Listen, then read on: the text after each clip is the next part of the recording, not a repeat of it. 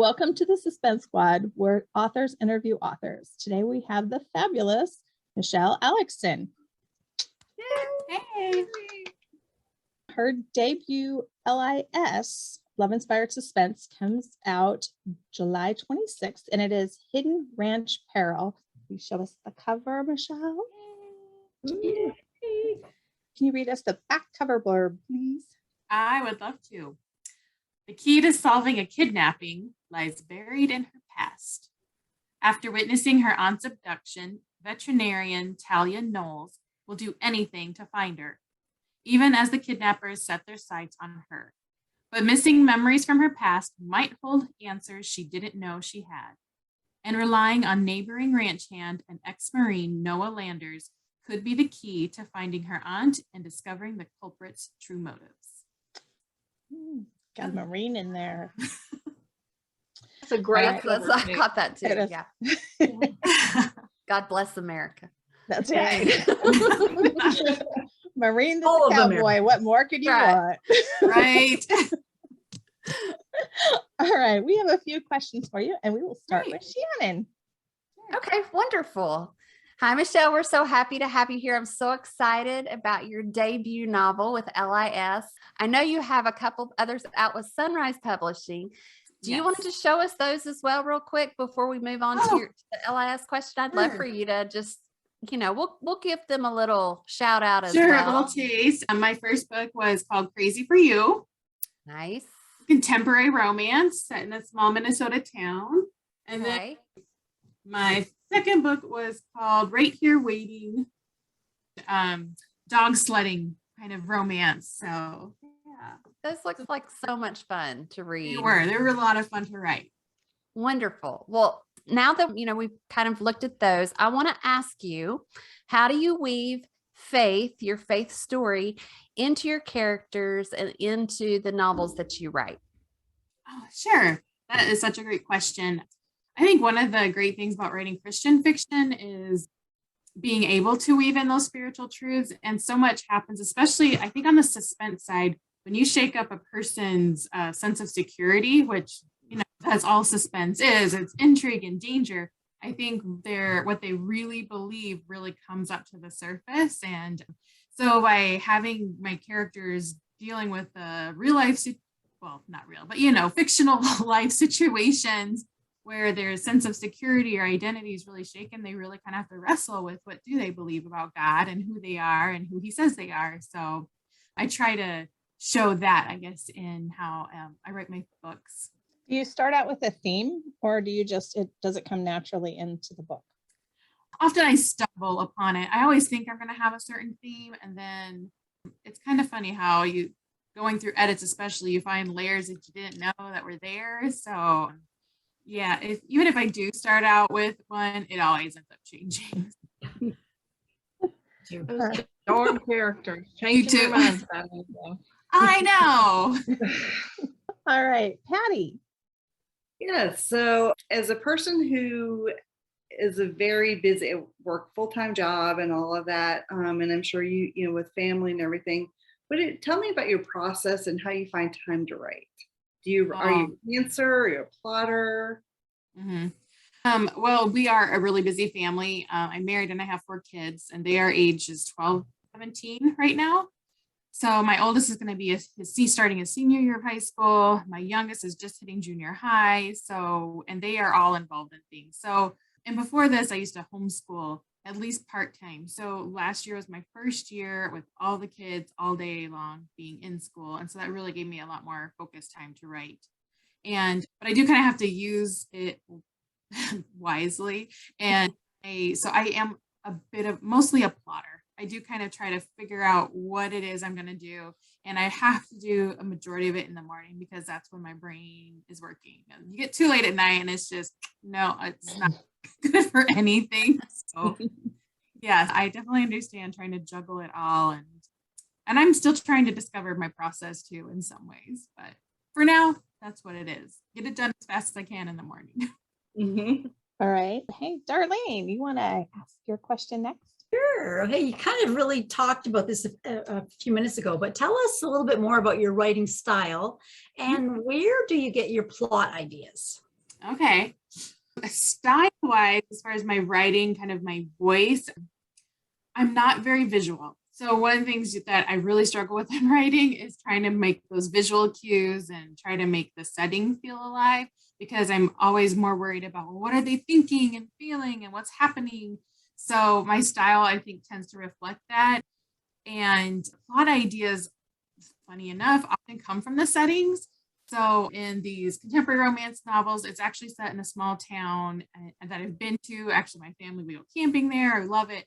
So just being there is kind of fun and exciting. And then with the inspired book, this is set in Idaho, where I used to live. So, and actually is set in a very rural, almost desolate area of some really rugged mountains. It's called the Owyhee Desert, Owyhee Mountains in southern Idaho. And it kind of goes into Nevada and Oregon a little. And we used to just take rides out there. It was when my kids were little, we were just newlyweds starting out life and didn't have a lot. So we would just go for drives, and there were wild horses. And so a lot of times the setting really helps me kind of find some of those plot ideas. And with suspense, you're always trying to find, like, what's the danger, what could happen here, what could put them in peril. So that's where I find a lot of that inspiration. So if I have any, I'm putting a horse in my next book. If I have any horse questions, I can come to you. I had to ask somebody too. Yep. I think they're amazing animals, but yes, I have thankfully friends who love horses and can help me with those. That's awesome. Awesome. But I'll share their names. So Well, congratulations on your book. I'm excited to read it. thanks. All right, Hope. So, Michelle, it's so good to have you here. And for writing, there's so many different aspects of writing, like drafting or brainstorming or editing or marketing and all the different things. So what do you say is your favorite thing about writing, and what is your least favorite thing? Well, I would say my favorite is brainstorming, and especially with other people. So the things I absolutely love about this industry are the connections you make. Like even this, like, hey, I got to meet how many new friends, and writers kind of get it, like, and so it's really fun to be with other people that get it, and like that you have this fictional world in your head and people that you talk to that don't really exist. And so when you brainstorm with other people, especially, I just find that really energizing, and the connections you can make in the industry, it's opened up a whole new world for me, really, of people. But my least favorite, oh gosh, probably the marketing. I mean, I love connecting with readers, but it's very daunting to try to make that, to do all the things and to be creative and write and try to be creative and how do I reach readers? It doesn't come naturally for sure, but just keep trying and keep working at it. And so, yeah, does that answer your question?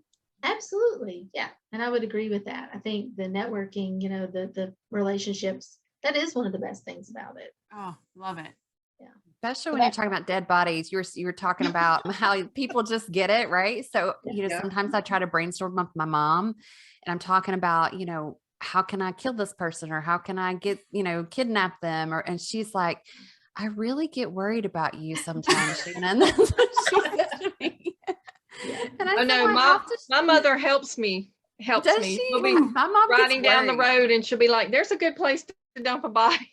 I have to tell her, I'm like, Mom, what suspense writer doesn't have a dead body in their book? And she was like, well, that's true, but you just think of some really scary situations, and I just worry about you. She would rather read your romance books than the suspense ones. So yeah. I'm like, I'm okay, Mom. I'm not a serial killer. I promise. Right. You can talk with us. It's awesome. Yeah, exactly. You have to find your right tribe, because I have friends who will no longer go places with me because I freak them out by trying to find places to hide bodies. So yes. You have to really train the people in your life to understand that and realize you're not crazy. Yeah. We're still crazy. We are crazy, but it's a different. I didn't say that. You've pulled them in when your family starts pointing out, like you were saying, that's a good place to hide a dead body. That's a good. You're just like, yes, you're on my side now. Yeah. Well, and I have my one daughter will watch like crime shows with me too, and most of the others are like, "Oh, mom's choosing again." So, one who really likes those. So, all right. Does anybody else have any other questions? Tell us a little bit more about your book or your characters. Let's talk just a little bit about your characters. I'm putting you on the spot just a little bit, but tell us a little bit more about your hero and your heroine, maybe what you like about them. sure. Well, my heroine is her name is Talia, and one of the fun Great things, name. you think she's alone, just her and her aunt in the world, and there's a lot of things about her past she does not remember. But Noah Landers, who she comes to find out, actually is from her past, and he does have some of these answers. And so it was really kind of fun to have her discover some of these things. But they both really wrestle throughout the story with an ideas of identity, whether their family really was a positive impact or negative impact on their identity, and also forgiveness of self for past things, but also for forgiveness of others who, everyone has things, they've been hurt, and those families, they're messy. It's like we love the people we love the most, or sometimes the people that hurt us the most, or we hurt them. And so being able to wrestle through some of those issues is really kind of a fun part of it. And where we mentioned before, talking about those spiritual elements, like those were the things that kind of came to the surface when I was plotting.